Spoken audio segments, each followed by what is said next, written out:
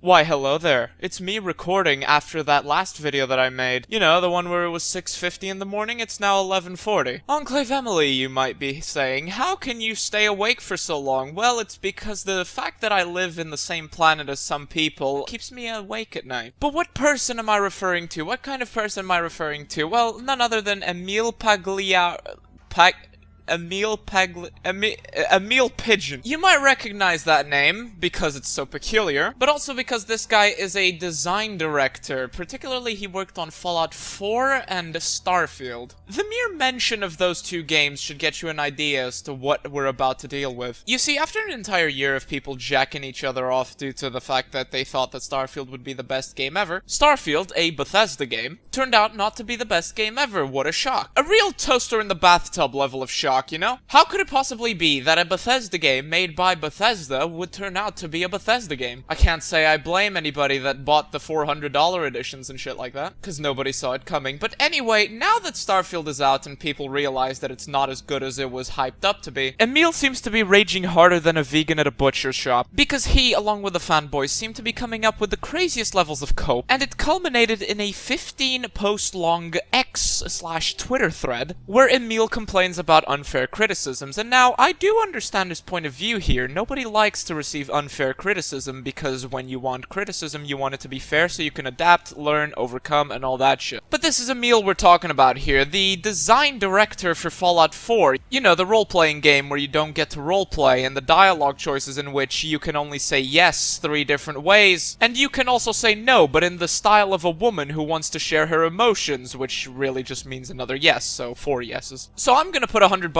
on green and bet that Emil is going to be coping, seething, molding in that exact order in this Twitter thread, so let's see. In the first post of the thread, he says, "Funny how disconnected some players are from the realities of game development, and yet, they speak with complete authority. I mean, I can guess what it takes to make a hostess Twinkie, but I don't work in the factory, so what the hell do I know? Not a lot." Already in this first post we have a mistake, because the hostess Twinkies, I've never even heard of them. What the fuck?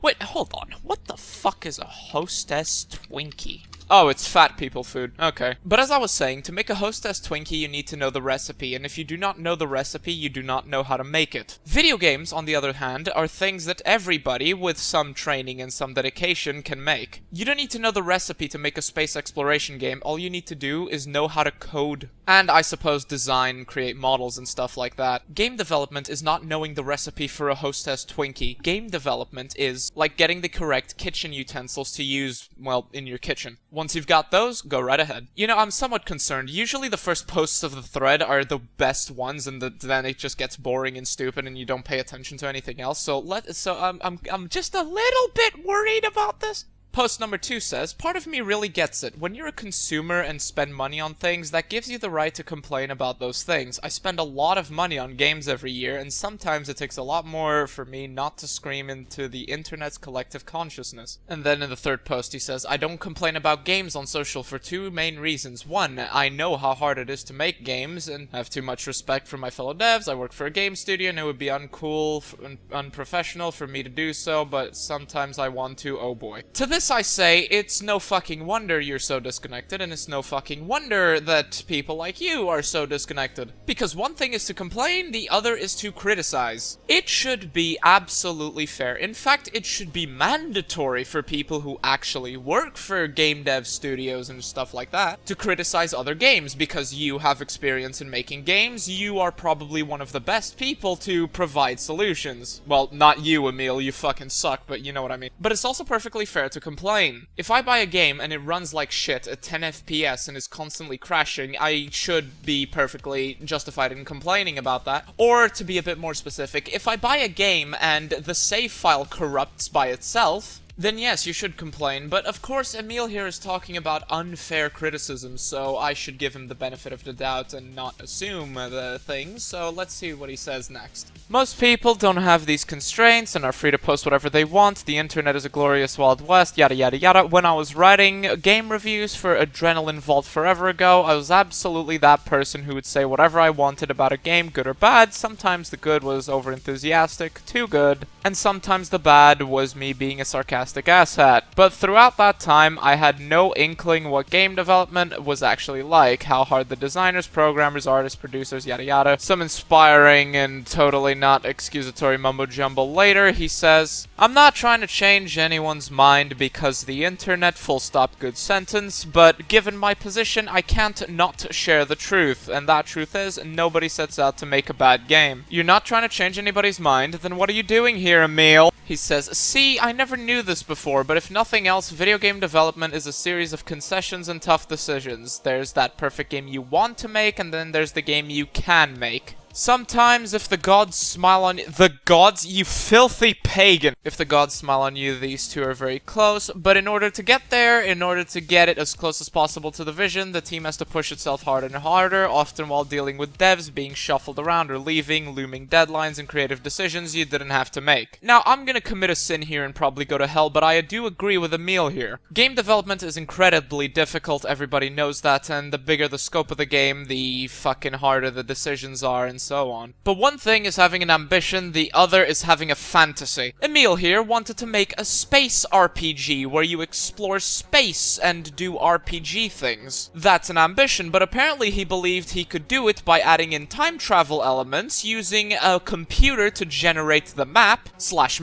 wanted everything to be meaningful and thoughtful while letting a computer do it on his behalf. Starfield includes zero-G combat, that is zero gravity, but then they made the decision to have most of those zero-gravity situations be in closed-off environments, and forgot to add the whole, role-play aspect to it, by making the mistake he wouldn't have made if he had heard the complaints of just having different choices at the end, which are effectively the same, except for one that's different and is just stupid. I know I'm beating a ranger's dead horse here, but in 18 months, Fallout New Vegas was able to make an RPG where you actually get to role-play, and decisions you took would affect the ending that you would get. Yet Emil, the design director, seemed to forget that this was a possibility and just made the dialogue not really mean anything. Outside of the immediate conversations, of course. This is not a situation where tough decisions had to be made and concessions had to be made. No, it's just the fact that you didn't put any effort into it. He wanted to make a role-playing game, but did not include the role-playing aspects of it. In regards to the design decisions, well, if he wanted to make a space exploration RPG, where you get to go to different planets, how about instead of having 1,000 fucking planets, maybe lower the scope a little bit and actually fill the planets you do have with stuff? Because I participated in a live stream where Kretosis, fellow YouTuber, link in the description, was playing Starfield, and after 40 minutes I found myself in despair at the fact that there was just nothing different happening. Down to the point where I thought Kretosis was going through the same areas multiple times over when he wasn't. Maybe, instead of spending time coding a machine to design 1,000 randomly generated planets on your behalf, perhaps you could have had less than that and populated the ones you did have with actual things that made it,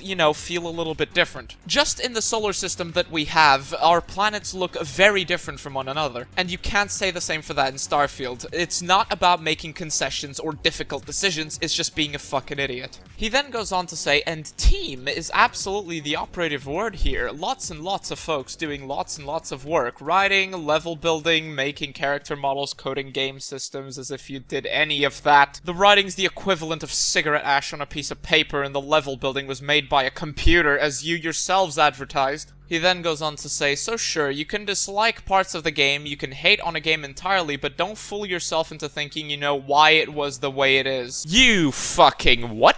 But I actually do know why it is the way it is. Not only because your dev team won't shut the fuck up about it because they keep responding to negative Steam reviews, but because it's blatantly obvious from anyone who has seen Starfield gameplay for more than 10 minutes. For those of you that don't know, Starfield devs have been giving ChatGPT level responses, and when I say ChatGPT level responses, I quite do literally mean ChatGPT responses, explaining that the astronauts went to the moon and they weren't bored, and the fact that Starfield puts such an emphasis on you flying around and doing stuff, but then there's nothing to do. The reason you made the game the way it is because you have no idea what you want to make. You say you want to make an RPG, but then you don't include RPG elements for the most part, and then you also say that you want to do space exploration, but there's no reason to explore the space. If you want to make a fucking space exploration game, then make a fucking space exploration game. Get your thumbs out of your ass with this ambiguous ass story writing, and unnecessary plot points, and also unnecessary quests. Bethesda games seem to have a lot of that. Design mechanics for players to go around flying in space, landing on planets, and then actually populate the planets with things that are interesting to see. If the planets don't have any life on them, then make them interesting to look at and check out. Do some environmental storytelling. And if you want to make an RPG, well, first and foremost, put your fucking thumb back on the table and out of your ass. Focus on making the RPG in a core area or core loop, and then start adding things around that. You see, these are the levels of copium that some people will resort to try to excuse the fact that they really don't know what the hell they're doing. You know, if this was Emil's first time as a design director in a somewhat lower budget, you know, AA instead of AAA gaming company, then I would understand. I would even applaud him for the ambition. Not the execution, but the ambition. The fact of the matter is, he isn't. This isn't his first time. He's been in game development for 21 years at this point. He's even given fucking talks where he expresses his thought process. So by now, he should know what the fuck to do. If I want to make an adventure game, I am going to plan out an adventure and then build around the idea of that adventure, not build a world and then figure out what the fuck to do later. Like the recent Avatar game tried to do, and that's one of the worst games of the year. But Emil, who so hates the complaints and shit like that, really doesn't learn his fucking lesson. So he has to come up with excuses like, but making decisions is really hard, guys, to justify the fact that he is just bad at his job, as simple as that. If he acknowledged some of the mistakes he had made, then I would probably not even be making this video, even if all these messages were the same, but he didn't fucking acknowledge anything. He's just trying to make people feel bad for complaining. You know, people that are upset about, you know, false advertisement, fake hype, under-delivery, unfulfilled promises, and having to tell a cat to go home in Fallout 4. Seriously, if you like that game, you have a mental illness. Yes, game development is absolutely difficult. It is very, very fucking difficult, the greater the scope of the game is, but this is not a fucking excuse for being a shit fucking director. He then finishes off by saying, so yes, love games, buy them, play them, and complain to your heart's content. I thought you didn't want to do that because you understood how difficult it is. Then he says, just know that the game you're playing is in ways a freaking miracle in and of itself. Normal people have come together to work for years for one goal, to bring you fun and happiness. I don't doubt that, Emil. I do not doubt that. The problem is that a lot of people in the development team obviously did want to bring fun and happiness to people. You can see it in the concept art and the way that a lot of the trailers were portrayed, but they were led astray by bad decisions from the top, and some of those decisions came from you. They wanted to make a game where you got to do cool stuff in space, and people like you just left them fucking empty. Them, in that sentence, being the places you visit in the game. They wanted to make a space RPG, but then the writers and writing directors came up with some LSD level shit that didn't even motivate people to, you know, finish the game. A lot of people that played Starfield weren't thinking, oh, ooh, what's gonna happen next? A lot of people just saw, like, oh, another quest, okay. A lot of people wanted there to be a lot of quests and things to do. And then people at the top decided that it would be a good idea to have a lot of the quests be generated by a computer, or be effective copy-pastes of each other, of, you know, go to this planet and get this rock. Might be cool in real life, but it's definitely not cool in a video game. Unless that is the point of the game, which it wasn't advertised as being so. Emil then tries to cover for himself, saying that he's only referring to the unreasonable people. But the real unreasonable thing is to be posting ChatGPT responses, AI-generated responses to people who negatively reviewed the game. And then, instead of acknowledging mistakes you made, he comes out saying, but it was really difficult, guys, just remember that. But I have to wonder, was it really as difficult as they say it was? Because modders who do things for free have already, for free, started populating the empty worlds you delivered. And some modders are giving up on trying to mod it because they say the game is trash because there is no world exploration that's meaningful even in the first place. Why? Again, because people made the fucking decision to not include interesting stuff and leave the world exploration and the space exploration to a computer. But that's about it for my response. I hope you enjoyed. Thank thank you guys for watching, thank you guys for rating. If I don't see you until January, then Merry Christmas or whatever the fuck you celebrate. It should be Christmas. And if you're thinking about getting Starfield this holiday season, then get yourself a bunch of Hostess Twinkies. And forget about getting Starfield, because at least with the Hostess Twinkies, you'll get some enjoyment, particularly the cardiac arrest you will have in the sweet release of death, meaning you won't have to play this game, and put up with people trying to convince you that it's actually much deeper than it is, which is not too dissimilar from a past relationship I've had. Thank you guys for watching.